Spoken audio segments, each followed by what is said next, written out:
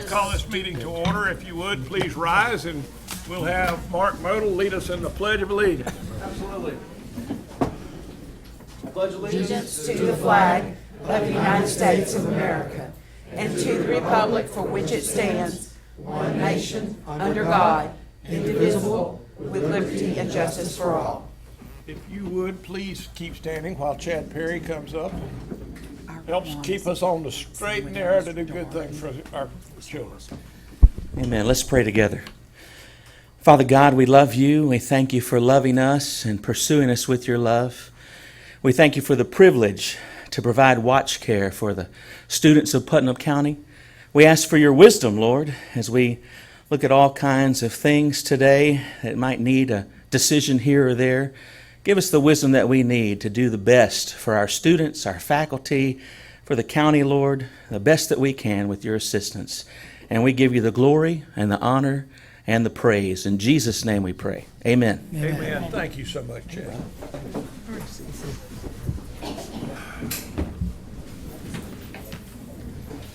If you are interested in making a public comment today in the meeting, you will need to see Miss Douglas over here. She would have cards for you to come up and address the board. So make sure if you see Pam Garris anywhere, she gets up here and gets one. Oh, I didn't know you were here. I'm sorry. I know who you are. I was messing with Pam. It's so unusual to see her show up. Pam Palisade here. Knights of Columbus presentation. I'd like to call Mr. Bill Black up. Always a pleasure to have you, Bill. If you could come over here to the microphone. Of course, I'm so used to you telling me what to do over the years. Yeah, but he never did it, did he? No, I can tell you, but that doesn't mean we do it, right? Okay, I won't tell all the secrets, David. I'm here this afternoon to make a presentation for an essay contest that the Knights of Columbus hold annually, and it's the Knights of Columbus. It's the Father Jack Curie Assembly, and the principal focus of this fourth degree assembly is for patriotism, and that's what our essays will be about and have been about over the years, and we kind of pick a different topic or a way of presenting that. This year's essay focus was freedom in America, what does it mean to me? Okay, and then when the essays came in, they were read by a panel of members of the Knights of Columbus, and then the winners were chosen. And there were 3 winners that were chosen: a elementary winner, a middle school winner, and a high school winner. Okay, and each of these winners will receive a $100 check. Mr. W.L. Jones over there in the white shirt with the envelopes is the guy with the money, and he will hand the checks to our winners. Okay, and at this time I'd like to call up our elementary winner, Dahlia Hall from Mosley Elementary. Dahlia, if you'll come up here.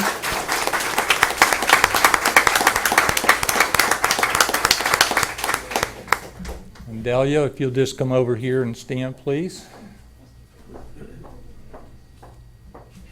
WL, you be careful now, because I don't want Janice getting on to me. I know, that's what I was gonna say. Doesn't bother me. Well, he should. Never. Not for me. All right. Okay, thank you. Get Mr. Jones over here. Home with WL. All right, and get one more? Okay. It's hard to believe WL gets better looking. All right. And the middle school winner is Melody Whitley. There's Melody. There's Melody.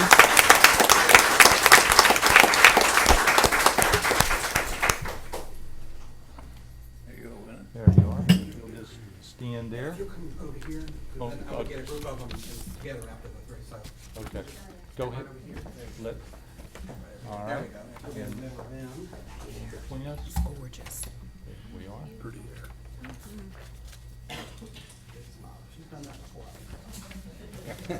Okay, if you'll stand over next to her.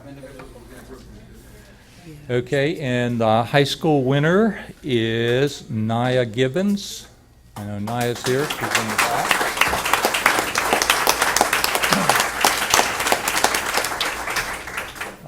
Nia is from Palatka High School, and Melody is from C.H. Price Middle School.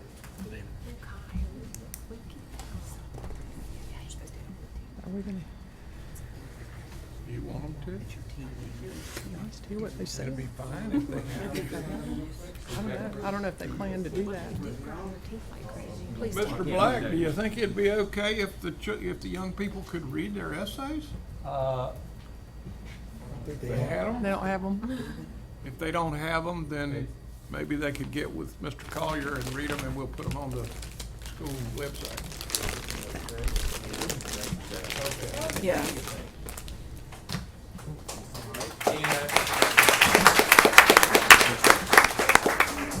I'd just like to take this opportunity, too, to thank the district school system of Putnam County and the school board for permitting us to do this essay contest each year.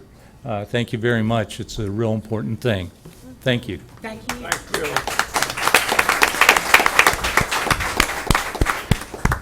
Mr. And Jones along, and the Knights of Columbus, thank you so much as well. But Ms. Criswell, go ahead. that was excellent. And to follow up with that, we also have with us today Kendall Asbury.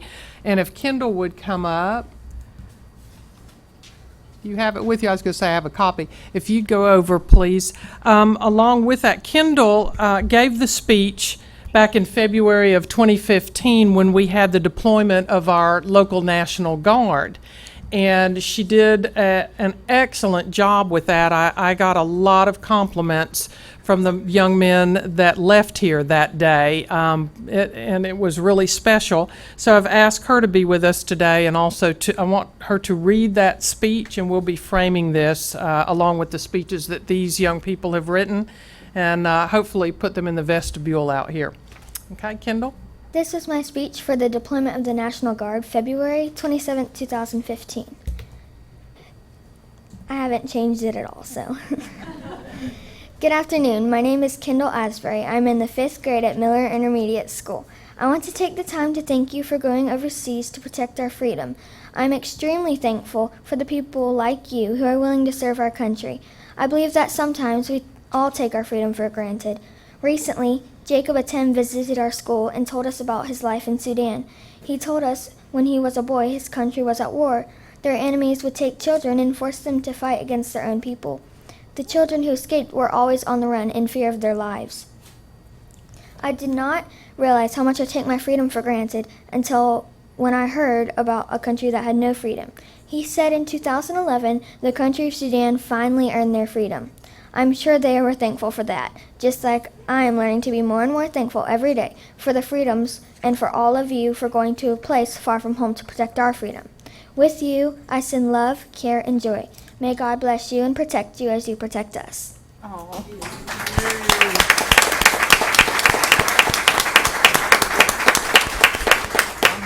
might add that she sure looks like her mother.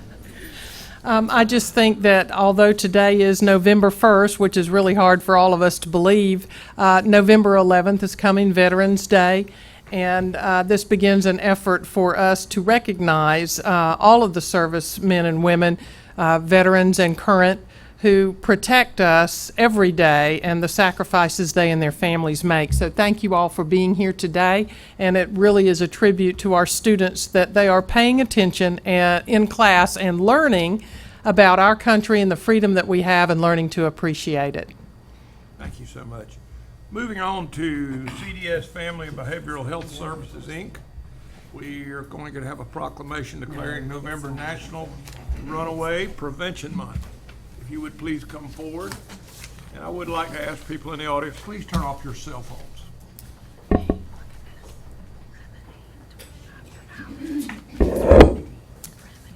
Good afternoon. My name is Cindy Starling, and I'm the Regional Coordinator for CDS Family and Behavioral Health Services.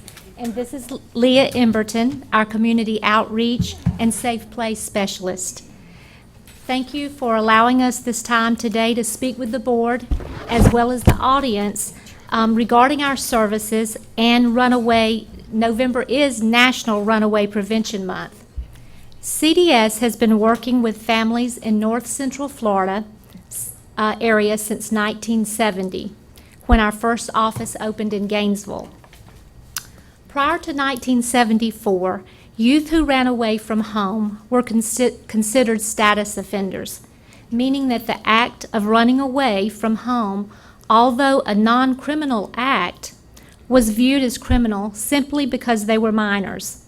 Runaway youth were at that time locked up in secure detention facilities, just the same as youth who had broken actual laws such as stealing or perhaps committing battery against another person. But in 1974, Congress passed the Juvenile Justice and Delinquency Prevention Act, which prohibited the placement of status offenders, such as runaways, in secure confinement facilities.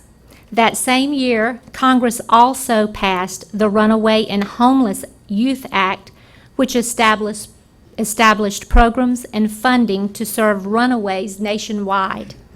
These two acts paved the way for programs such as ourselves as CDS.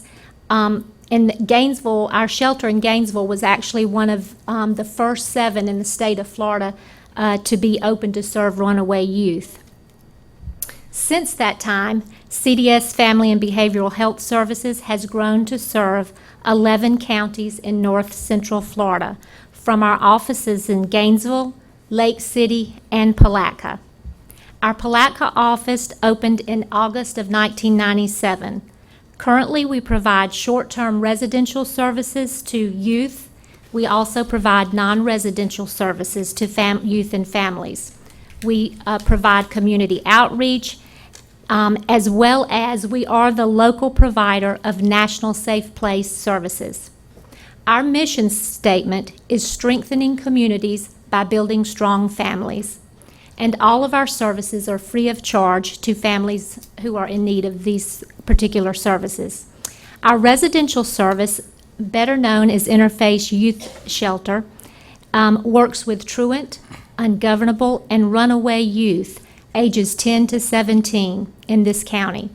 We coordinate with the Department of Children and Families, the Department of Juvenile Justice, Putnam County Truancy Courts, and of course the school district to identify youth who could benefit from our temporary shelter program, as well as of course, we accept referrals from parents when their children are having issues related to ungovernable behaviors, runaway, and truancy.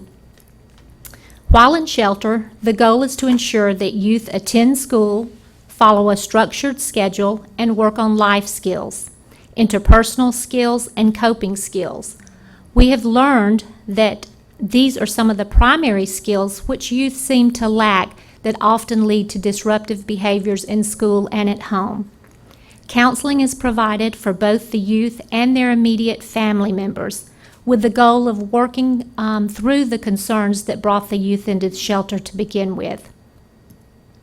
The purpose of the program is to provide a respite from volatile family situations, offer a safe place for children to work with the family for the child's safe return, and to improve family relationships. Our non-residential program, known as Family Action Counseling, works with children ages 6 to 17 who exhibit some of the similar behaviors, ranging from truancy, defiance, and beginning to use substances. Family action counselors can meet with families in our Palatka office or at home and also at school. They also make referrals to our community partners when we feel that specific needs other than what we can address need to be addressed. We ensure that that happens. Leah conducts our community outreach efforts, ensuring that families and agencies in Putnam are aware of our programs and able to access these services when the need arises. She also coordinates the local Safe Place program, which is a part of a national program dedicated to ensuring that youth who have run away from home or are considering running away have places in the community where they can go to seek help and safety. Since November is National Runaway Prevention Month, she would like to take a few minutes to speak with you all about runaway youth and our Safe Place program. Thank you. Thank you. I really appreciate the opportunity to speak with everybody about our work with the county's youth, especially the runaway population. Every year, about 2 million youth run away from their homes. Last school year, Putnam County had 705 children registered as homeless through the school district's Project Praise program. Of those students, about 134 of them were considered unaccompanied youth, meaning that they were not currently living with a parent or a guardian. In that same time frame, CDS worked with 161 youth in our non-residential program and 119 in our residential program at just our Palatka location. We believe that these numbers could be higher, and that's why we continue to build relationships with our local law enforcement and other youth service organizations in our county to address the issue. According to the National Runaway Safe Line, the main cause for youth running away from home is family dysfunction. Running away from home once decreases a child's chances of graduating from high school by 10%, while running away multiple times decreases their chances by 18%. Over 50% of the youth in shelters and on the streets reported that their parents either told them to leave or knew that they were leaving but did not care. This is according to one study. Our Safe Place program is one of the services that we are able to offer to the runaway youth in our county. Safe Place is a national program that started in 1983 in Kentucky and has since grown to encompass cities throughout the United States. Safe Place provides immediate help and access to supportive services for youth through a network of sites sustained by agencies like ours and community businesses. Putnam currently has 18 Safe Place sites located throughout the county, and those sites range from different businesses to some of our local schools and all of the libraries. So today we're asking that the Putnam County School Board and Ms. Criswell continue to support the work that we do every day, as they have in the past, to build stronger families in our community. As a show of their support for our programs, we're asking for the following proclamation declaring November Runaway Prevention Month throughout Putnam County schools. And the proclamation reads, "The future well-being of our nation is dependent on the value we place on our young people. We must provide opportunities for youth to acquire the knowledge, skills, and abilities necessary to develop into healthy and productive adults. We must also enlist their families and other adults in the community to serve as mentors and role models for young people, guiding them towards wise choices and available resources and supports. The young people with the least access to these essential opportunities and supports are those in runaway and homeless situations. Between 1.6 and 2.8 million youth run away in a one-year period throughout the nation. These young people come from every life circumstance. If all of us work together, we can prevent the situations that compel youth to run away from home. The first step in preventing youth from making the decision to run is gaining an understanding of the facts about runaway youth in order to dispel the myths about them. Then we must empower families and communities to aid our nation's youth in protecting themselves and assuring them the opportunities and supports necessary for their success. Finally, we must challenge adults to act as mentors and role models for youth, guiding them toward available resources and safe, healthy, and productive choices. We're very grateful for the support that the Putnam County School District has shown CDS throughout the years and appreciate the opportunity to speak with you. Thank you, Leah. Thank you.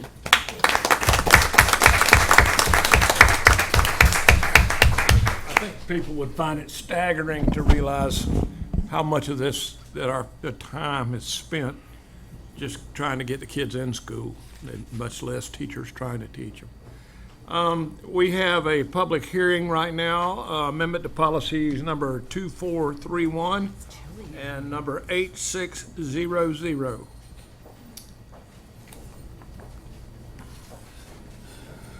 Mr. Chairman, Yes, ma'am. I'd like to make a motion to pass amendment to policy 2431. I second.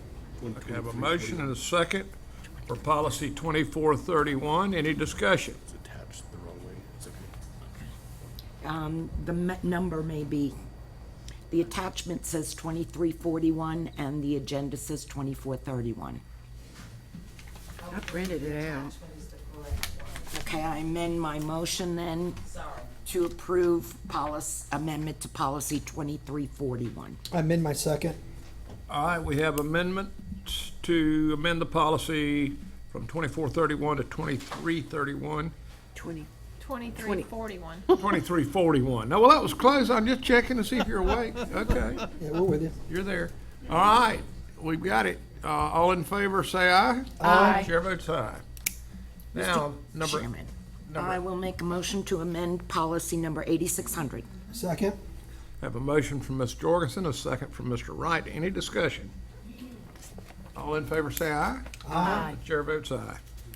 That takes us out of the public hearing and brings us to public comment, and I would like to call this fellow from Crescent City, Mr. James Paget, to the podium, if you would. Yeah, there you are. They let him speak in public? Well, he's He let him here, speak in public. here to help represent the entire board on an issue. Jane will quit tearing up my candy dish. Go ahead. Well, being the organized, responsible person that you know I am, I actually read the instructions, on the screen sheet. So I will state my name, Jim Paget. It says that's Jim Padgett, 1622 County Road 308, Crescent City, Florida. The instructions, which I read thoroughly, also say, do not indulge in personal attacks while speaking. So that kind of lets you off the hook a bit. Thank you. A little more seriously, what I would like to do today is certainly not attack anyone or criticize anyone, but I'd like to take this moment really to compliment you as a group, and particularly those who were just, one, reelected. Is that what you're going to gong me with? No, we're going to timing you. That's what I thought.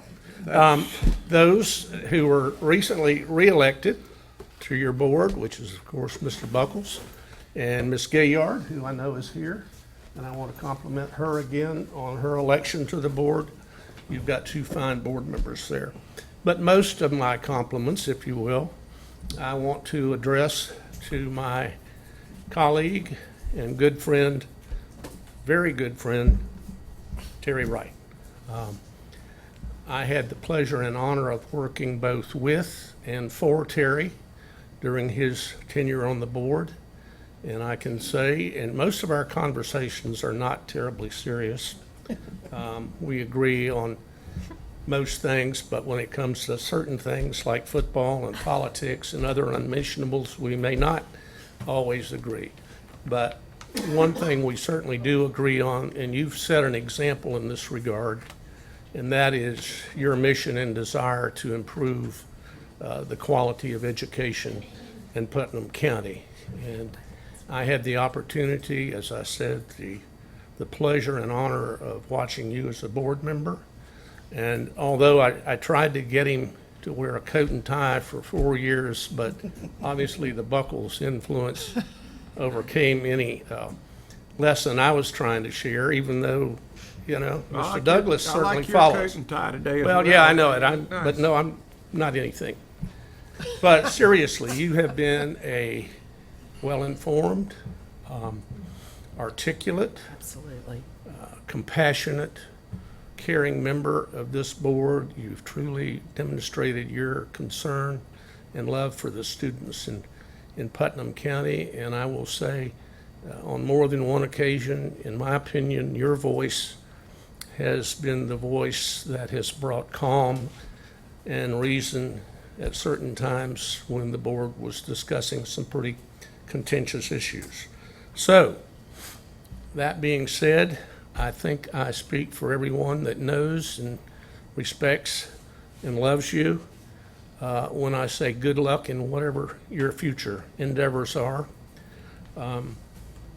Don't let today as your last meeting be taken, though, as some sort of retirement from education stuff, if you will, because I know you're going to be asked soon to continue.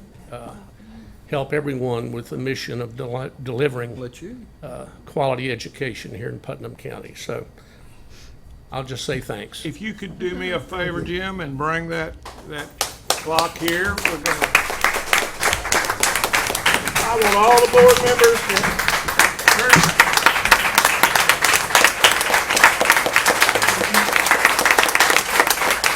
I'll read it. You know, it was hard. Let me read this, because I know Terry can't read it, and I'll let you know. No, I don't have my glasses. I'll let you know what it says, but on behalf of all the board members, it was certainly our desire to have some way to recognize your service. And I know you won't go away. We want you close by, and I want you to drive me crazy every day calling me, okay? Okay, very good. Okay, and this says Terry Wright, Putnam County Schools Board Member, District 2, 2008 to 2016. Thank you for your service. And it's a nice clock. And And it worked. Jane Crawford said that she's never seen a clock that worked. There you go. But I think, if board members, would you like to say anything at all? I mean, on behalf of... Just to say for the board, when I started, it was District 2. And then halfway through my tenure, it switched to District 3. So that's what this represents. So there you go. It's not wrong. It's this where we started. So Please put it in a prominent place, and if you can't We'll tell put it in my time, office. Madison can come home and show you how. Absolutely. Okay. Thank y'all so much. Thank you.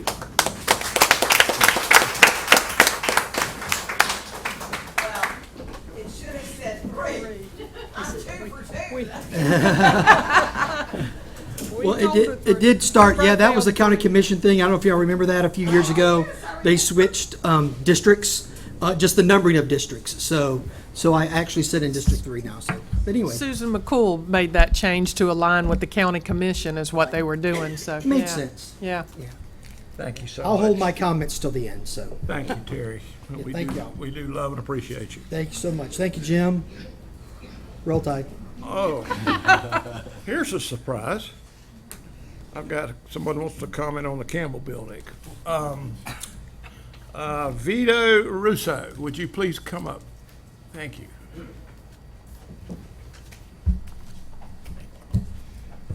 Vito, how are you? Yeah. First of all, I'd like to say thank you for letting me speak before the board. I can speak. I hope everyone is well, and I hope your families are well. Can you say who he is? Mr. Wright, you've done a very good job with the... Vito, will you read your name and address? Oh, I'm sorry. My name is Vito Russo. I am, I live at 415 Emmett Street, and you spelled my name Vitorusso. I'm standing up here representing the South Historic Neighborhood Association on the south side. So before I get into my comments about the Campbell Building, I just want to say thank you to Mr. Wright, and I hope Mrs. Gilliard can do as good a job as you have. Amen. She will, I promise you. So I'm going to try to be as tactful as I can in regards to the Campbell Building and the most recent offer that we've had. Anyone who seriously considers the Campbell Building becoming a drug treatment center is in one of two categories. They are either insane or they don't care one whit about this community. The North District, the South District, the Central Business District, they are all designated as blighted areas. Plain and simple. If that building becomes a drug treatment center, we will be entrenching blight in our community. Simple as that. Property values will decrease. There's no debate. Property values will decrease between 7 and 15%, according to the American Real Estate Society Journal. And obviously, crime's going to increase. That's at Johns Hopkins University. There's a bunch of studies on this issue. I'm sure that we can pull up all kinds of studies. I want the community to know that opioid treatment centers are big money. They're big money for big investors and big business. Throughout the country, we're seeing a consolidation of these types of treatment centers. And this industry specifically targets blighted communities.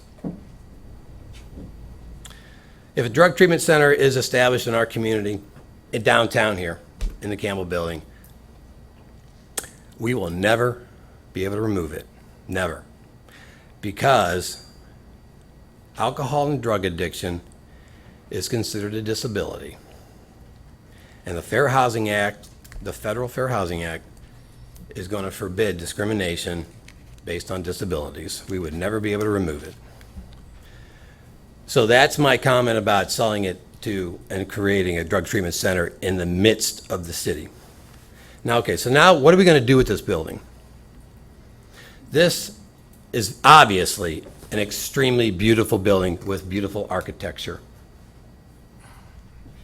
The Southside community believes it is imperative to keep the Campbell Building in the public domain, and that's because the first two offers for this building, one was an assisted living facility that got everybody riled up on the south side and maybe the north side. But now, worse than that is the idea of making it a drug treatment center. I mean, this is insane. So if this building ever goes private, who is to say that the second owner or the third owner or the fourth owner doesn't make it one of those first two choices? An assisted living facility or a drug treatment center. I mean, the only way we'd be able to try to control that is through the Planning and Zoning Board. And I wouldn't want to risk that. I mean, not to say that the Planning and Zoning Board wouldn't do a good job, but it would be much more likely to something like that happening if we were simply had a firewall of the Planning and Zoning Board. So I would encourage the school district we have to sell a physical asset. I do realize that. But we don't have to sell the Campbell Building. We could sell a different asset. Now, obviously, it's not going to be probably as worth as much as the Campbell Building, but I'm going to try to make an argument to sell the lesser of the two buildings and keep the Campbell Building in the public school district. The Campbell Building is obviously a beautiful building. Now, can you imagine the Campbell Building on how it would revitalize the South Side and how it would revitalize the whole downtown area if that was converted, or if it was made to be the best high school in the whole county?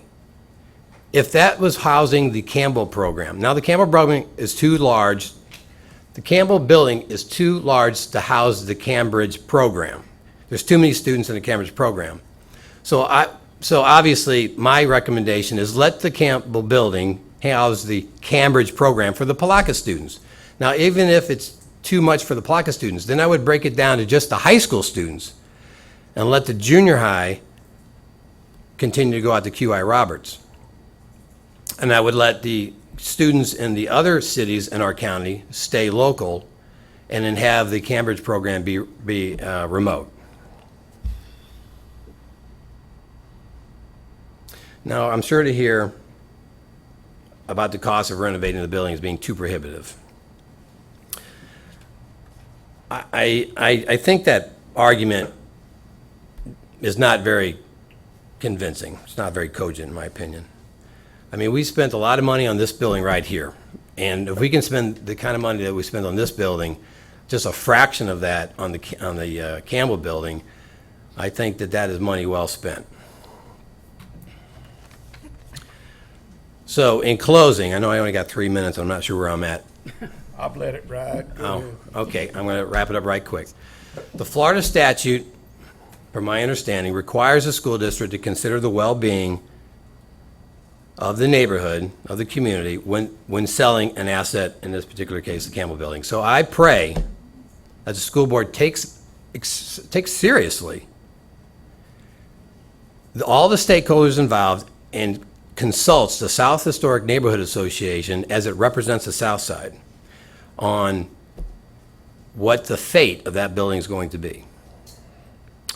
So if anybody thinks, and anybody in this room thinks, that I'm maybe being too passionate about this issue, I can show you some people on the South Side that have pitchforks and torches I mean, this is a hot issue over there. They're extremely sensitive to it. It's right in their midst, and they want to see something. They realize the value of it. I mean, we are working hard. We are working hard to revitalize the whole city, but my organization is doing it. Our responsibility is the South Side, and we are working to change the culture. That's how we're going to change the condition of this whole city. You change the culture, and what follows is the condition of the city, and that's what we're working on. And right now, we are organizing a music festival on the South Side on December 10th, Saturday. I hope you're all there. Mr. Russo, To come back and tell us more about it. Yes, ma'am. You're going to see posters everywhere. I have a question. You mentioned Florida statute holding us, saying that we need to consider, do you have a statute number or something, because the book is... Ma'am, I inquired, but they didn't get back with me, so I'm not sure. But I would be happy to investigate that for you and email it to you. I sure would appreciate it. My phone number's on the internet, on the school website. Miss Kathy, I will do that for you. Thank you very much. I don't know where we are yet, and I was going to, under old business, was going to hear from Mr. Douglas if he'd heard anything and any updates. So the lady who spoke at the last meeting, her name was Miss Lawton. After the meeting, I called Miss Lawton and had a conversation with her. Following that conversation, she and her partner submitted a handwritten offer. And we do not know if they are serious about that or not, but to proceed further in the amount of time that the board would be caused to endure with continuing communication regarding any offer, we have asked for a $50,000 deposit to be held in escrow if they would like to proceed further in negotiations, due diligence, contract formation, a possible acceptance of the board of essential terms to bind ourselves to a contract. We have not signed anything, and we're not accepting anything, of course, without the board's approval, and we have not heard back. So at this point in time, there is a handwritten offer from Ms. Lawton and her partner, but they have not come up with a deposit for us and the board to continue forward with any type of communication or negotiation. Now, do they have a certain amount of time? I mean, we can't let that go on forever and ever. The offer does not put a time limit on when it would expire. So therefore, the restatement of contracts would impose a reasonable time for how long the offer would be open for, and that would be a judicial determination if later the board wanted to accept an offer that had been outstanding for a long time, whether that offer would still be a valid offer. Mr. Chair, just to remind the board, just because someone says they're going to put an offer down doesn't take any discussion off the table. Right. That's simply somebody saying something to our attorney. There's no binding reality to that at all. So regardless of what I'm sorry, I forgot her name, Lawton has said, means frankly nothing in the real world of business. So everything is still open, nothing is closed. Kathy had a couple more. You mentioned also, instead of selling the Campbell Building, we sell something else. What was that? Well, we have multiple buildings, don't we, that are not being used as, No, we don't. we don't. We aren't allowed to do that.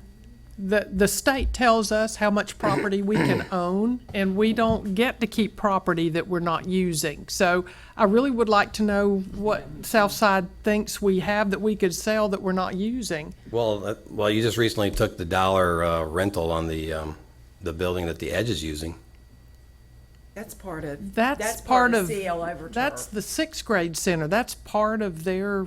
If they had at home. They'd be we'd using take it that down. for science classes if Edge wasn't in it. No, and that's part of that school. We wouldn't sell off a building that sits on school property. That doesn't even make sense. So we don't have any, We don't have we surplus don't have, property. we don't have any buildings that we're using as storage facilities?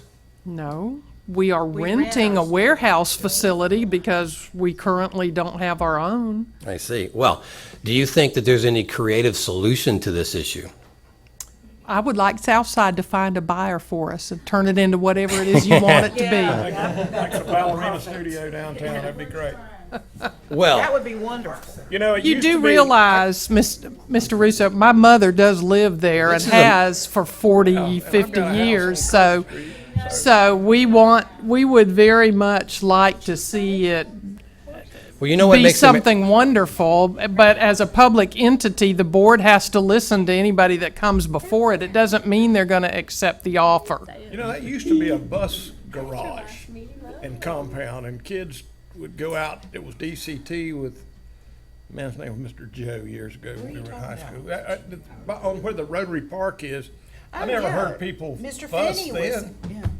Yeah, I mean, it's just, it's gone from a bus compound to a Little League field, then we upgraded it to it was meet Davis historical Tank Factory standards. before that. We had to put money in it to stay there, because I was the superintendent that put all that money into making it look like it's a historic building and match the neighborhood. But really, I've had nothing but positive, supportive comments wanting a treatment center in Putnam County. Now, can they afford to do that? I don't know.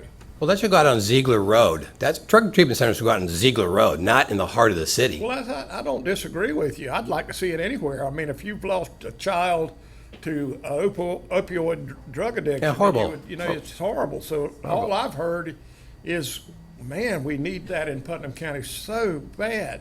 But maybe that's not where it's needed. I don't know. But at some point, somebody's going to walk in here and they're going to say, we got money. Is there any way to say that somebody that owns a house on Emmett Street gets it all fixed up and then sells it as an apartment complex? I mean, it's going to be apartments. I mean, there's no, Right. that. Then what do you got? You got a house full of apartments instead of homes. Well, We don't you're want it- telling me there's no need in Southside Palatka for a drug center. Yeah, right. Well, we don't, this is America. You know what? This is America. I'm not kidding. This is is. America. It is. And Americans come up with solutions. Americans are can-do attitude. And I'm telling you, we have a can-do attitude here. That Campbell building should stay in the public domain, and that should become the jewel of the Putnam County School District. That's what it should be, because that's what it looks like. That's the way it looks. It is an awesomely beautiful building. The other buildings that are in the state that look like that have been renovated and are jewels of that county. And Mr. Russo, there is nothing I would like better, but the state has said to Putnam County School District, you will sell that building, so it has to be up That for particular sale. building, they said that. That Yes. particular building. Because it's the only surplus building we have, This and is a- it but puts you- us over the amount of property that the school district can own. I'm just telling you I what the understand state that. has sent to us. I understand that. I understand that. But that does not dictate that that particular building gets sold. Yes, I mean, sir, it's the only building we have we're not using, and they did say that particular building, the state What about did. switching? How about that idea? Vito. Switch it. Switch from QI Roberts over down to here and sell QI Roberts. Can't sell QI Roberts. There's a reverter clause. If it were to be sold, it would revert to the family that sold it because of the way it was done. Why would we enter in such an agreement? Yeah. Why would we enter in such an agreement like that? Well, why would, They donated well, the this is a property. They gave us 100-year-old the school.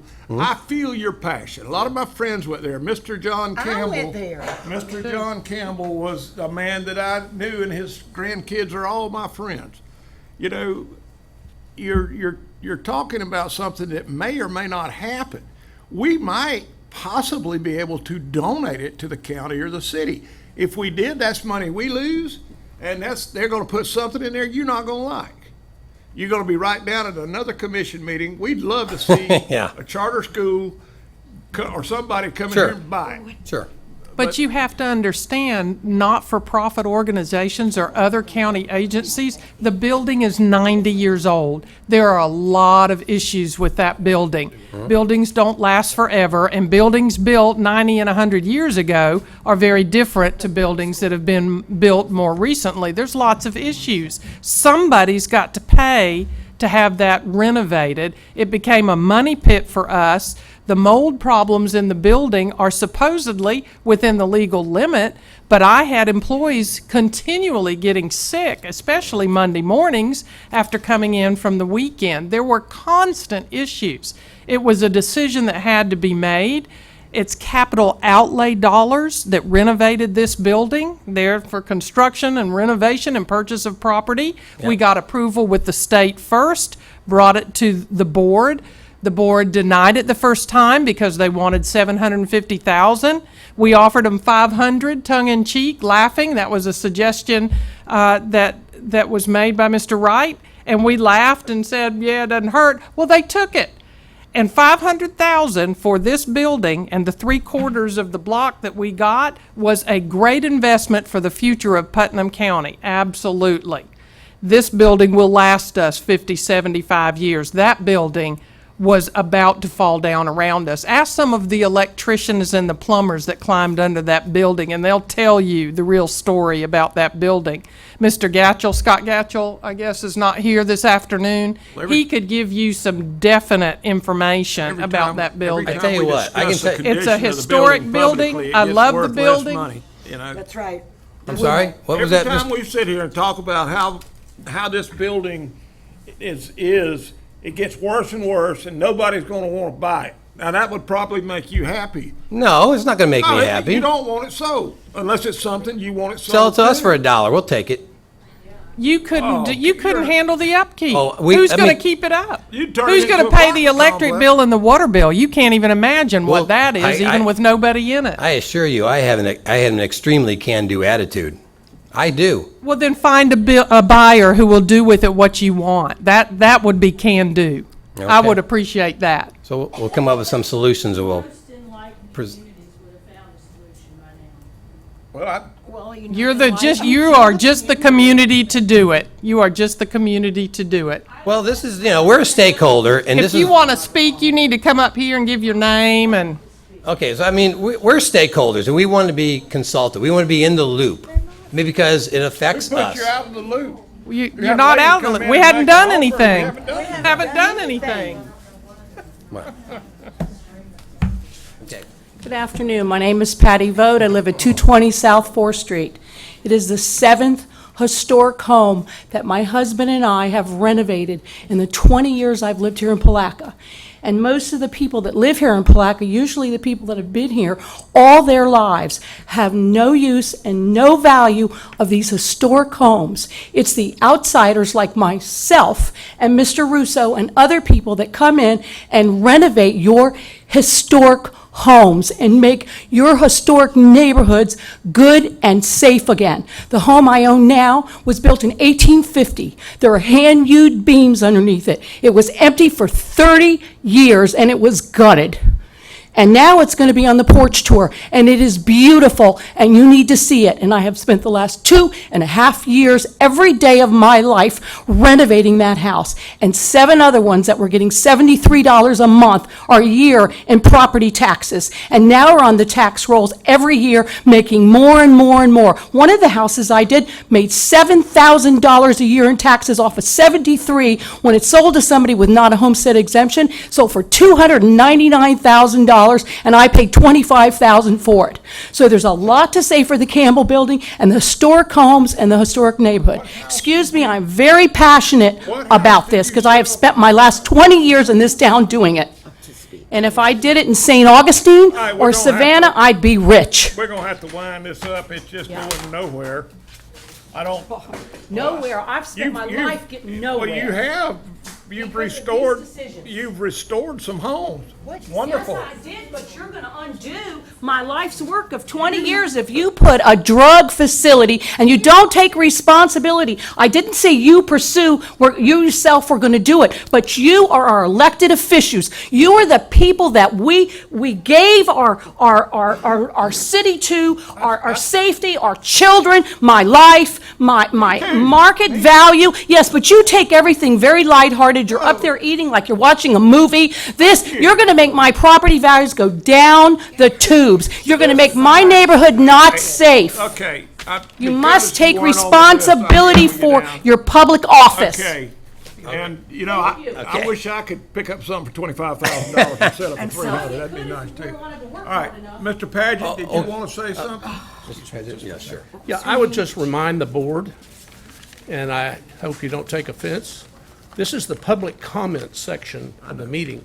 speakers are limited to 3 3 minutes. minutes, I know. I gave tried them to keep latitude. mine within 3 minutes. But I was this stuffing my has face this with has chocolate. deteriorated Yes. into a screaming match between members of the public who are obviously very passionate about this subject and you as responsible members of the board. I will make a humble suggestion that perhaps you put this on the agenda for a public discussion rather than letting this Probably thing need a deteriorate workshop or into the this into the matter that it has. You're right, because this will come up again. If somebody walks in here and says they'd like to put in a bid, whether they can make it or not, it's gonna be the same way all over again.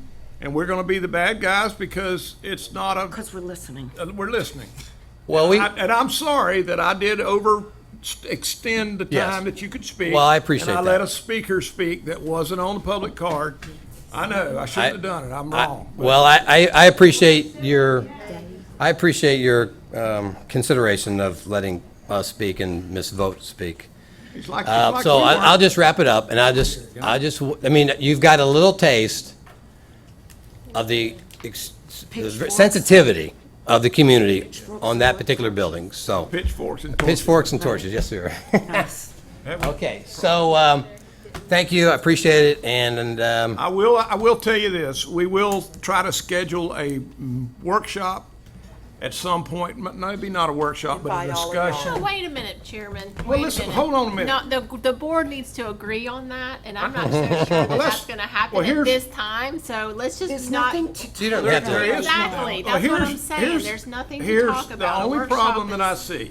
pitchforks If and we're gonna, torches. somebody's gonna walk in here and make another offer, and you're gonna have people up here acting like we're, don't care. eating a bunch of candy while we're listening, like we're at a movie show, and we're gonna have to hear the same thing again, and you're gonna have pitchforks and torches. I mean, surely, you can't be serious about it. No, I was being Okay, facetious. so he made a joke, that was lighthearted. That so, was last okay. night at Halloween, I right? got you. Yes, I got the idea last night, yes. Okay, I got you. That was lighthearted. That's okay. I'll go with that.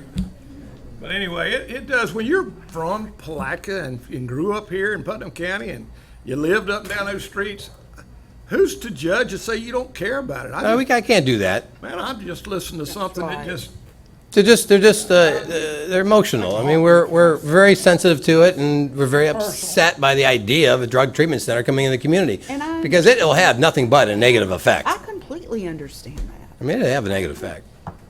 So, thank you so much for board. letting me speak and giving me as much time as you have. I apologize for, Fortunately, I won't be the chairman much longer, and hopefully you'll Oh, God. get to handle all this and be the lighthearted one that gets to talk. That's right. I try to keep things going, but that's the way it goes. Thank you so much. Thank you. Moving on to Nice to meet you. public comment guide. We're through with public comments. Consent agenda. We have the consent agenda. Does any board member want to pull any items? No, Mr. Chair, not me. No, mine's under emergency. Nope, we're good. Okay, I do not. okay, I I do. have one, of course. Kathy, Can't make it easy. in a lighthearted way, I'll say, what is it? It's a lighthearted one, E2. E2. Mr. Chair, Yes, sir. I move we accept the consent agenda We already minus fixed it. E2. Oh, you already Second. fixed it? We have a motion and a second. All in favor, signify by saying aye. Aye. Chair votes aye. Okay, there was a typographical concern of mine. We already, You're out. we already fixed it. But it Are was you talking already about the fixed. name? Yes, the Yes. name. The- It's now right. John Chastain. Okay, that's fine. I will make a motion that we approve item E2. A second. I have a motion and a second. Any discussion? All in favor, say aye. Aye. Chair votes aye. Okay, that moves us into Emergency session. emergency session. I declare us an emergency session. We Before- have, first item on emergency session is Mellon Elementary School request to hire Wait. 3. Wait, wait. I know, just because the discussion is gonna be about both, but please double check. There's one, they're the same positions, but one's getting paid $25 an hour and one's getting paid $15 an hour for the same remedy. So that concerns me. And what is account 100E? Well, one's non-instructional. Okay. That's why it's 15 per hour. Just so I, Yeah, see. And what is account 100E? I know 100 is the general fund. Expe- Their expense account. and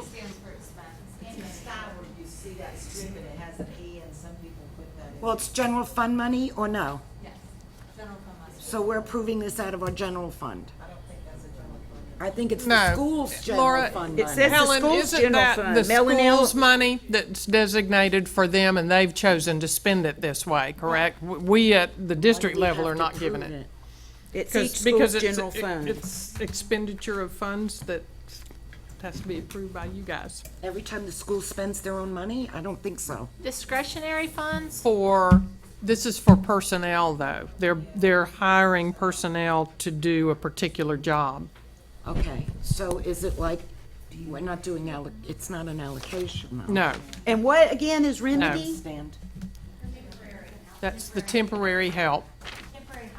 Oh, is that what Kelly Girl people? It's that- similar, Okay. it's local. Local. Okay. So we're not hiring them, There's an we're just herbicide called approving. Remedy that you can spray. We'll spray it on you in a minute. I need your thing. Sorry. All right, so do we have a motion? No, we haven't given you a motion yet. We haven't given me a motion yet. We just had to, so I the, was trying to So an lightheartedly move interventionist is a along. teacher? It's a tutor. They are teachers. They're tutoring. That would be tutoring students. Right, but they're being paid $10 more an hour because they're certified teachers, or? The ones at Mellon are certified teachers. They'll be paying $25 an hour, yes. Okay, and the ones at Miller Middle, There, yeah.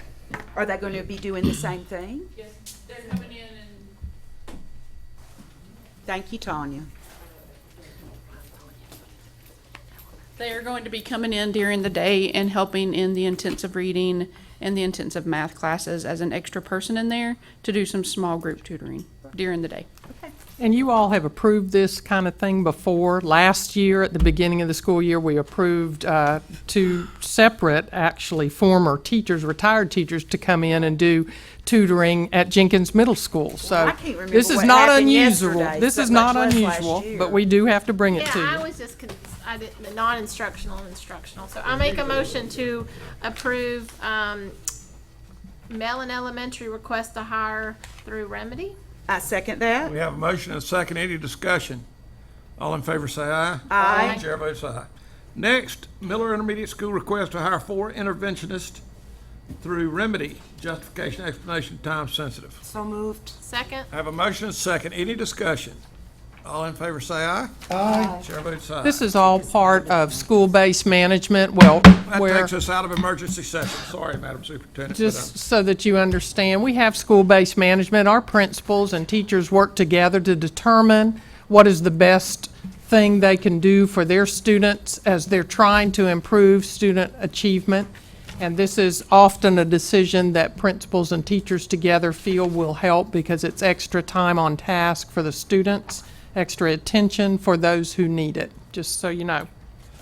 All right, when it moves us to old business, seeing none, we'll go to new business. Well, I just, point of order, is that where we would bring up the follow-up from the offer or no? He just gave it a while ago. Yeah, but if you have additional questions. we Well, can I mean, send- there's still, we have a piece of paper and we do have to formally agree on, Well, they haven't Contract. given the $50,000 binder. oh, we did tell them that. Yes. Yes. Okay, that's all, I just was Well, curious. and while you're on that topic, did you keep on passing? Let me just pass this along and discuss this at this time. Sandy Scranton, who was our Director of Purchasing, sent an email today that said that the real estate broker that you requested an RFP for, she still has received no responses. Right. And deadline is tomorrow at 10 a.m., and she just wanted you to know. That Well- no real estate company has come No forward. one. Well, No did you one. read the RFP? Several of my friends that are real estate agents said there's no way that they're gonna We need to take, shorten it take or the redo time to it. do all that that's requiring, Right. that Me they're just too. not. I heard from two that Yeah. said the same thing. I believe Ms. Scranton modeled the RFP from a couple of other Right. districts, and if, you know, it's the board's pleasure, you can extend the deadline, you can refashion the RFP. You can. Streamline it? A lot of, you streamline it, do a lot of, whatever you would feel necessary.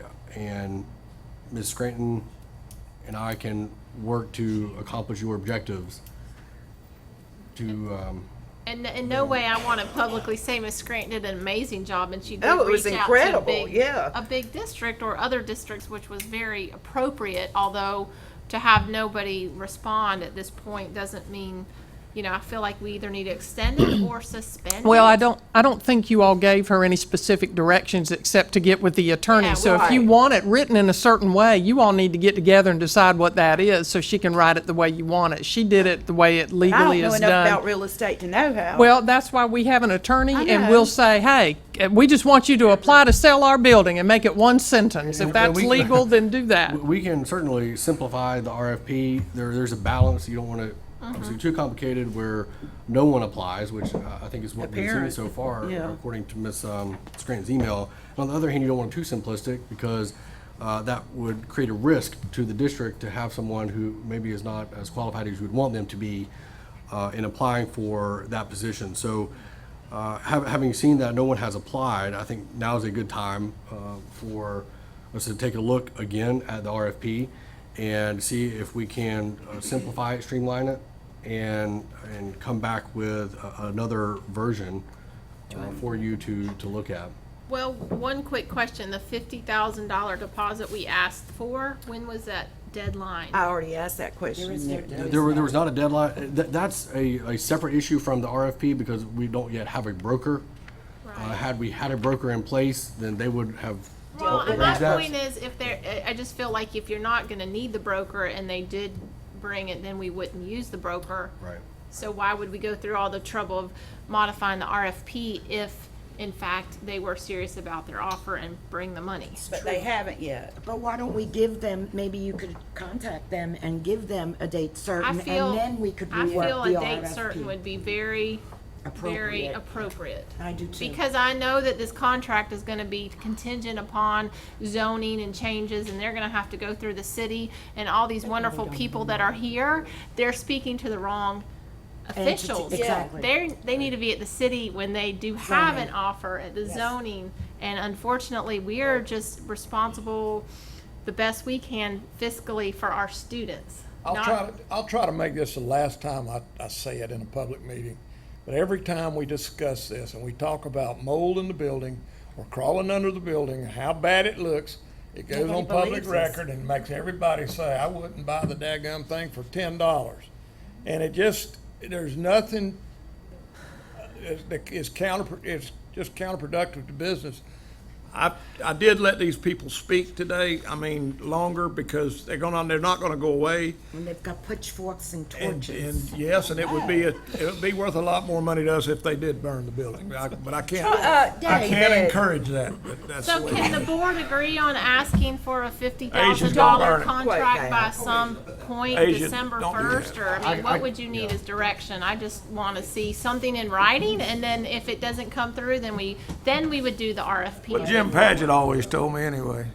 Yeah, I think 30 days is a reasonable timeframe. Okay. And that 30 will, days from when you talk to her, from now?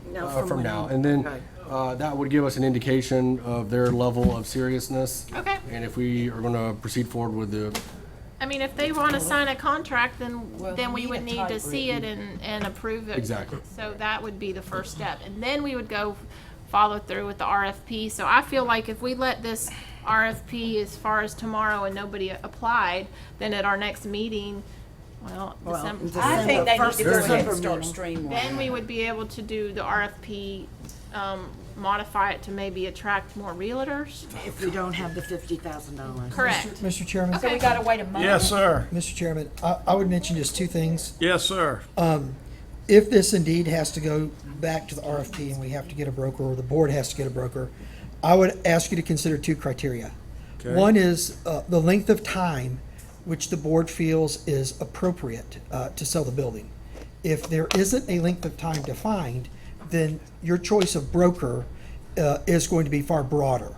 And that leads to the second point that I would ask you to consider is scope of influence. Your broker whoever you hire will have an influence circle. They will have people that they know, that they're in connection with, that might want to buy commercial properties, that might see a vision for this, and that too may lead and guide you to a particular broker. So if you will answer those two things, if you have to go there, it will help make this RFP process a little bit easier. If there is no time limit, and the board doesn't really care how long it sits on the market, then it doesn't really matter. I don't think we're gonna have a lot of choice right now. It gets less marketable every time we meet. But if you do want to define that by time, then, and you want to define that by influence, by a broker, then it begins to lead you where you look for particular brokers and how broadly this RFP might need to be disseminated. So that's my 2 cents. All right, Mr. Douglas, if you would handle the RFP information, I would appreciate it, because I don't want to get involved in it. But And it doesn't We're matter, talking whatever. about the $50,000. Well, Giving them the yeah. debt 30 days. we're asking the, And then we're going, I don't. And then we'll just- worry about the Then we'll- RFP. yeah, You that'll won't be be in in this December. chair anymore. So yeah. Thank goodness that, I just it's a lot harder than think I'll people. buy some historic properties and fix them up. I know, renovate them. Like a I know. All right, let's see where we're going. I know you're gonna start a mall and a bit, okay, I got you. Putnam's gonna change, it is. All right, we are on It's okay, discussion new Pam. business. discussion, new business. It's consensus to advertise. I say advertise. All right, number one, consensus to advertise new policies, number 5136.01, number 7530.02, number 7540.06, number 8300, and number 8305 as presented in Neola Update 17-1. Advertise. Advertise. Advertise. Advertise? Advertise. Okay.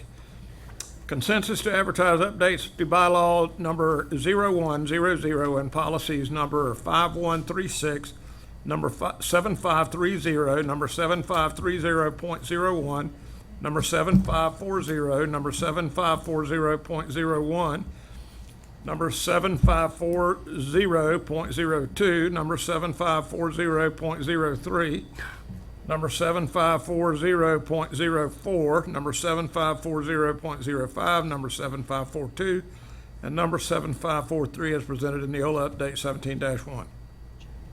Advertise. Advertise. Advertise. Advertise. Advertise. Okay, that brings us to board member reports, and we'll end up with Terry Wright, and we'll start with Ms. Jorgensen. Okay, just for my information, these policy updates and new policies, are they on board docs now? And if not, when will they be? So, because we're gonna be considering them now that we're advertising. They're on the agenda now, great, they're on board docs, thank you. I'd also like to mention that we voted on the consent agenda to, auction off old vehicles. The newest of the old vehicles that we're auctioning off is 15 years old, and the oldest one is 1989. We're still using a 19, so, I mean, I was happy to see, Way to you go, know, they're maintenance dead, we're department. just gonna get rid of them now. And I'd also just like to go on record, please, the first offer that we had for the Campbell Building was from Putnam Academy of Arts and Sciences for $300,000. I don't remember the details, but we didn't accept it or whatever. But here we are now with the South. Pitchforks and Pitchforks torches. and torches. It's so sad. It really is, but. Well, I know they're passionate about it, and I can understand that. I can, I've but had just as many people they're passionate yelling at about the it. wrong people. I have Drug more. treatment, I've had more people Yes. call me saying, thank God it's time that we have something in Putnam County to help our people who are dying from this poison. But, you know, they don't have it the south side. No, Well, it's like prisons, everybody wants them, but not. But not in their my- neighborhood. Not, and it's the I same get with the it. drug, and I get that. However, right now, we've got them walking the streets, seriously, and, I don't know. I'm done. Okay, Ms. Crawford. Well, first, I would like to say, did everybody read in the paper today this wonderful article about Lift Putnam? They received a $25,000 matching grant to provide more funding for pre-K scholarship program. And this beautiful picture of Mr. Paget is What, did you get a different paper than me? Because you I did draw not a see beard a and a beautiful mustache? picture. I did not see a beautiful picture. Well, you probably drew a beard and a mustache. The beholder. That was a very lighthearted. I didn't have my picture. glasses It on. looked like See, you there were you go. eating the whole time. So I'll just- Stop. But anyway, thank you so much, Mr. Paget, for the work you and your foundation are doing to help our pre-K kids in Putnam County. I told him earlier, I said, now, some of that needs to kind of start sliding from the south side to the central to the west side, but I know our need is great there, and I think everything that's being done there is just Well, let me tell you one. awesome. Let me tell you one thing that happened, and I was quoted in an article that Asia did recently with Mayor Hill, where I just had a bad day. Well, I was going to chime in because when you cast dispersion on a foundation, if you have people in a certain geographic region that says if they don't want my money in Palatka, then I'll put it to good use in another Somewhere else. geographic area. So that does impact things like that. Little nuances may impact where people that donate money request where those dollars are spent. And case in point is we do now serve a very nice group of children in South Putnam. So anyway, those are little things that people have to be aware of, and it's just not, things are not always as they seem. So I got that in. That's for sure. May I continue? You may, because you're wonderful. It came to my attention last week. I was talking to a good friend of mine who's a school counselor, and she was just very concerned, very downhearted about the numbers of referrals that she's having to make to outside agencies to help our students in Putnam County, because our guidance counselors just aren't equipped to help them to deal with all the non-academic issues that face many of our students and that are actually barriers to them being successful in the classroom. And we all know the statistics. 1 in 4 children live in poverty. They're exposed to substance abuse, neglect, medical and dental issues, and mental health issues. And they cannot deal with all of those and still try to keep them on academic track. It's just not humanly possible. And these barriers get in the way of them being successful in the classroom, because when kids have those kinds of issues, they could care less if they do their homework. They could care less if they pass a test or if they do well on the FSA. They're just worried if they're going to have something to eat or a place to live or a place to rest their heads. And those issues oftentimes cause discipline issues within the classrooms. They're distrustful. They can't concentrate. We've got to figure out a way to meet these types of needs of our students. And Phyllis, you might want to chime in what you told me about is it a mental health counselor at Mellon? How many kids? 20. She's working with 20 kids in one small elementary school. That's just the one she has time for right now. Right. And so you look at every school in our county has these kinds of needs. We've got to figure out a way to address these problems, or those kids are never going to be successful in the classroom. But anyway, I just wanted to mention that because we've got some real hurdles that we are facing. Through? Yes, sir. All right, Ms. Cummings?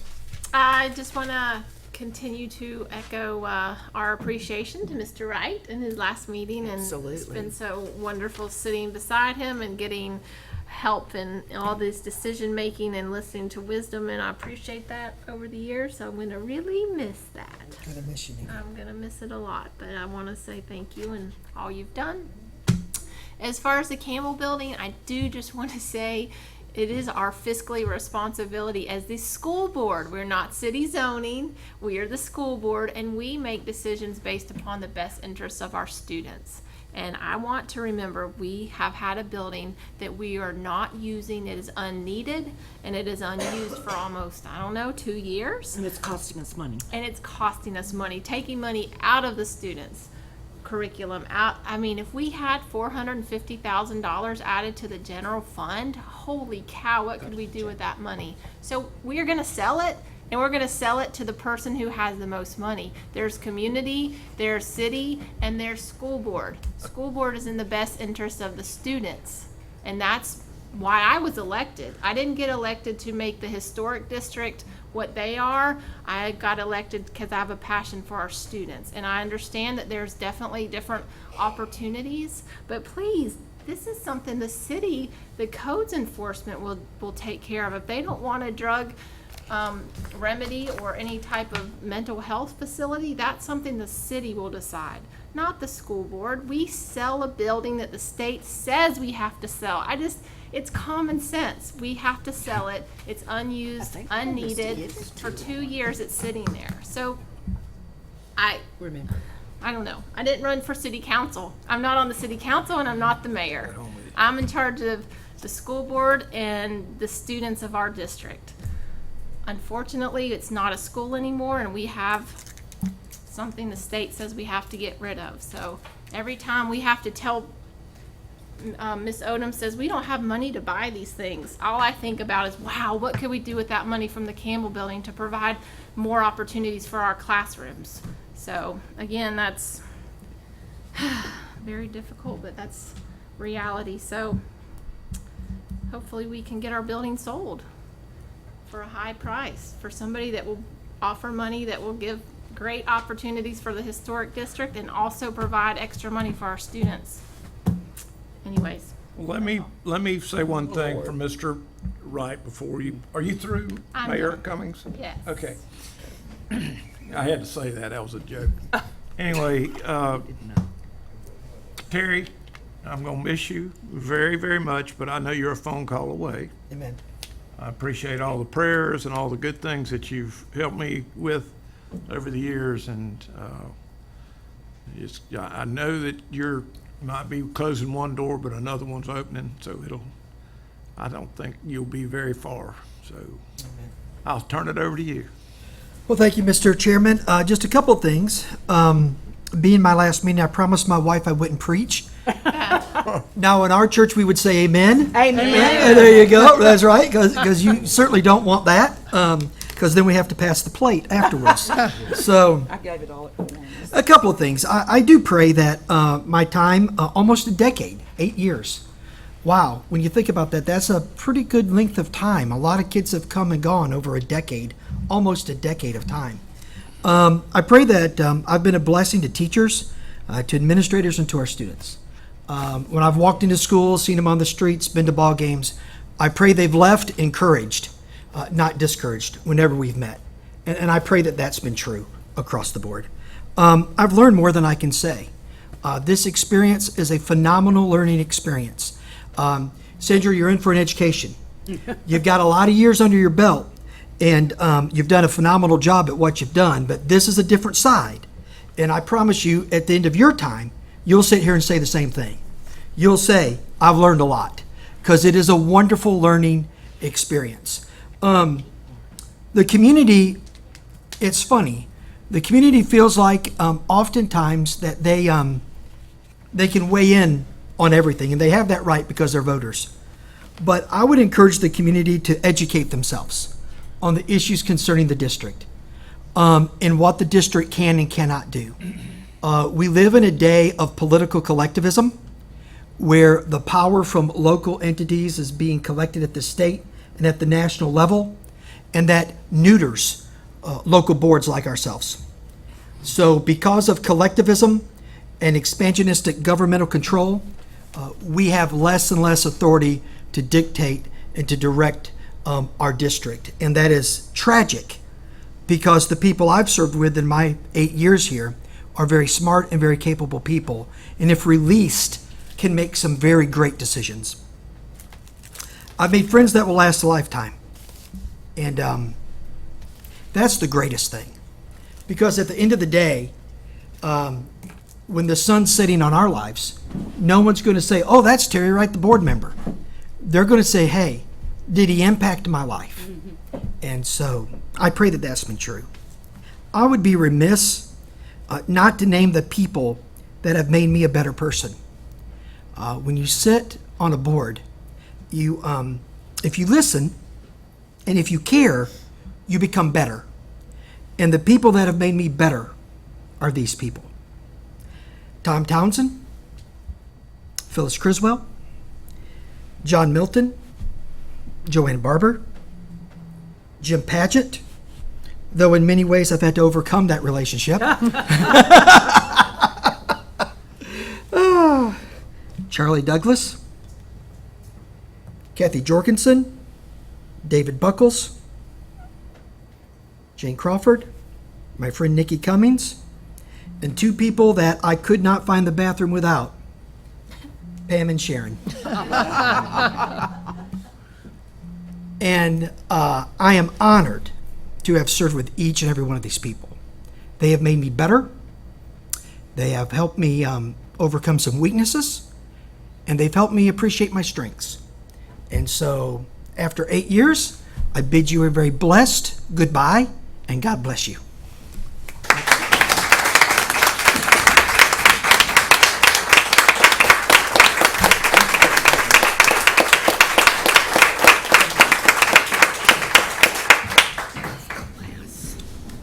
Thank you, Brother Wright.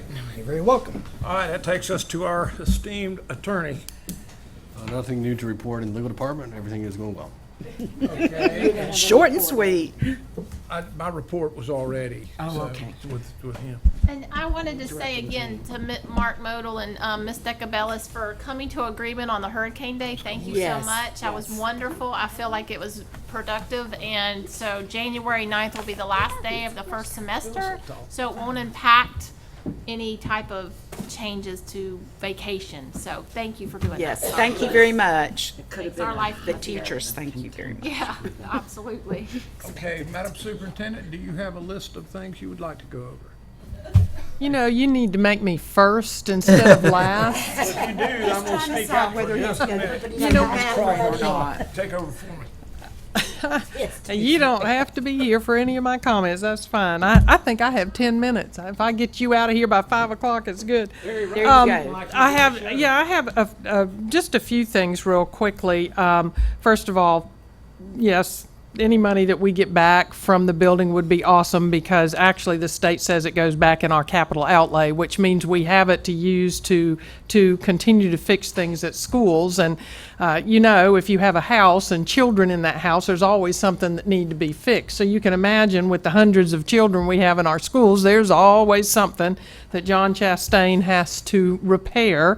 And again, to John, who is our director of maintenance and our entire maintenance department, they work themselves silly and they do a good job, and we're very fortunate to have them.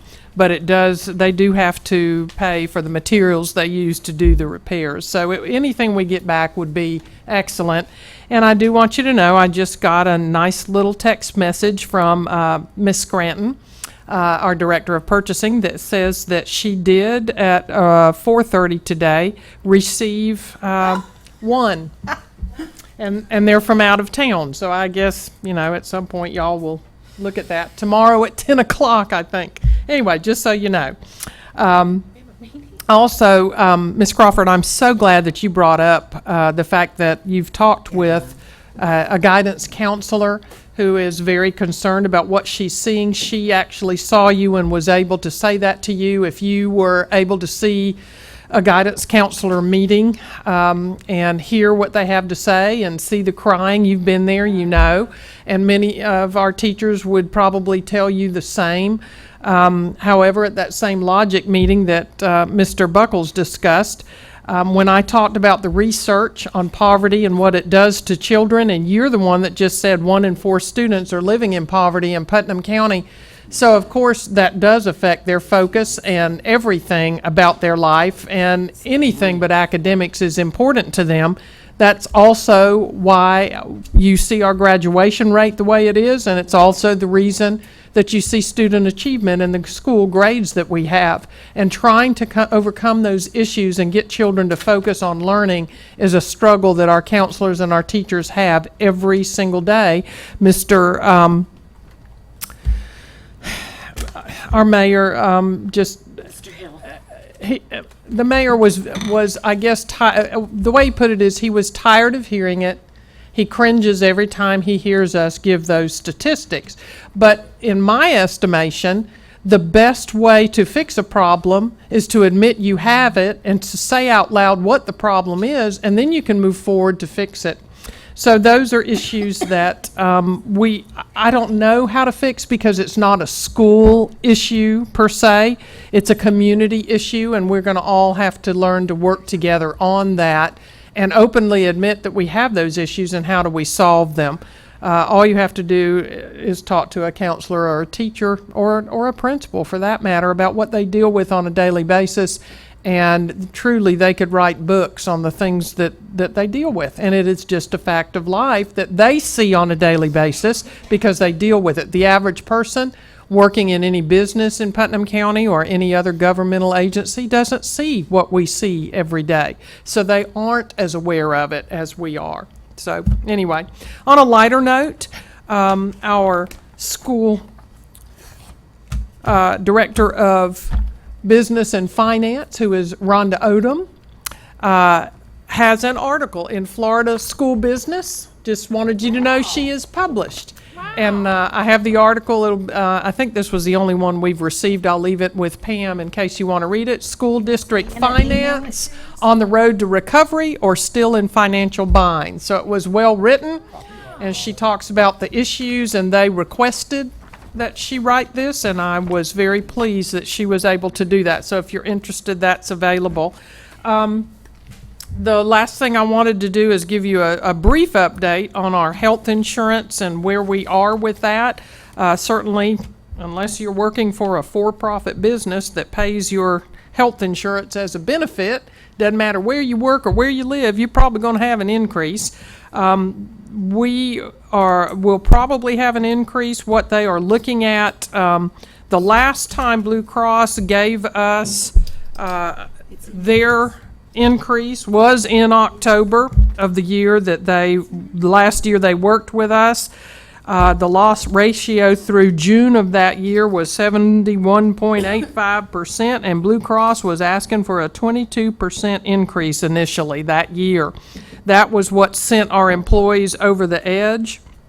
They adjusted it somewhat, but the adjustment did not come down enough that made the employees happy. The insurance committee really demanded that we do something different, and that's what got us where we are today. And they had 20 years of working with us to look at our claims history to determine what they needed to do with us. United Healthcare has only had us for 10 months now, and the claims come in slowly and get paid when they come in, but the doctors and the hospitals bill when they bill. So they've actually looked at through July and what's been paid through August. I requested that they take a really good look at this because it's in our employees' advantage to get the lowest possible increase. What they said to us initially when they first looked through June was 14%. I asked them to look at July and August. They've done that. Now they're saying 9.9%. I do know that Danny Page is saying that they realize that they've only had us for 10 months now, but we don't have September and October. And I said, can you do better than 9.9? So that's where they are, and that's what they're working on right now. We can count on 9.9, but I'm hoping they're going to get it a little lower than that. So that all of that will be coming out in the next week or so. United Healthcare feels they've been more than fair based on our loss ratio, which is currently 79.6%, much more than what Blue Cross was facing, and yet they are looking at 9.9. So they're being very fair to us and working with us. We hope to know something a little more firm within the next week. So hopefully it'll be even better than that is we'll keep our fingers crossed. For Mark and for Debbie, I just got that information just before we walked into the meeting, so that's why I hadn't had an opportunity to share it with you all. But 9.9 isn't bad considering what we've had in the past, and if they can get that a little bit lower before the middle of November, then that's just for the benefit of the employees. I also know that they worked very hard with our retirees, and in doing that, they were able to do a consortium, for lack of a better word, with our retirees, where the retirees have more choices than they've ever had, and they're saving much more significant money than they ever have in the past. Not to mention that those retirees will be coming off of our group policy, which is also going to help us. So lots of improvements and things happening, and it just happens slowly. That's what happens in the insurance world. The last thing I have to say is to Terry Wright, who I have truly enjoyed working with these past 4 years. He has certainly been the voice of reason. I have never seen anyone who can take a situation and mellow it out and say, whoa, whoa, whoa, let's focus here and get us all back on track. And you've done that amazingly. And what I know about you is that people don't remember what we say or what we do, but they certainly remember how we treated them and how we made them feel. And so certainly you will be well remembered by all of us here and many people in the community for that. And I don't expect you to be going away. There's many ways you can help us. So I look forward to that in the future. And thank you so much for your service. Thank you, Ms. Superintendent. And that's all I have today. Crawford has one more. Real short. We all got a folder or one of these with 2 letters of recommendation in it for 2 women, and I have no idea what it's for. Or does anybody here know? It doesn't say. They're from Joe Theobald. They would. Oh, those were, that was kudos that he gave to a couple of his staff members, well, and he I thought they wanted were you all to applying for a see. job. No, he wanted you to I couldn't see. figure out why I was getting it. No. Okay, thank you. See, short. Wow. All right, well, I know, it looks good, doesn't it? I'm going to go ahead and adjourn this meeting and hope you have a safe week.